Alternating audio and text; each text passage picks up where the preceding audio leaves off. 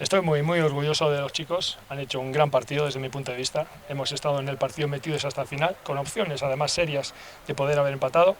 Es verdad que la expulsión del jugador de ellos pues, nos ha beneficiado, pero el equipo ha estado desde el minuto 1 hasta el 90 soberbio. Sí, la veritat que sabíem que ells eren un equip molt superior a nosaltres i que el nostre objectiu era competir fins a l'últim segon, no? És el que hem fet, crec que l'equip ha donat la cara, la diferència física i de ritme era evident perquè ells porten moltes jornades de campionat, però bueno, crec que hem deixat el nom d'Andorra ben alt, hem lluitat fins al final i hem fet el que havíem de fer. Sabíamos que íbamos a sufrir, que habría fases del juego en la que sufriríamos, pero hemos salido vivos de esas fases del juego. Hemos sabido también superar el mazazo que ha supuesto su gol de ellos.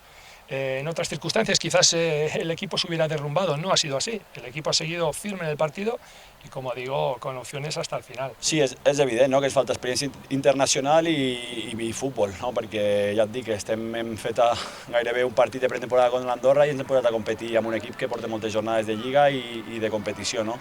I això, vulguis o no, es nota amb un equip que ja tècnica i físicament són superiors a tu, no? Però bueno, crec que hem estat a l'alçada i ho hem intentat. Es nuestra segunda participación en Europa, es nuestro segundo partido en competición europea, es un aprendizaje, lo fue en Suiza, lo ha sido hoy también, y esto es una muestra clara de las ganas y del porvenir que tiene este equipo si mantiene este espíritu de seguir creciendo como ha demostrado hoy.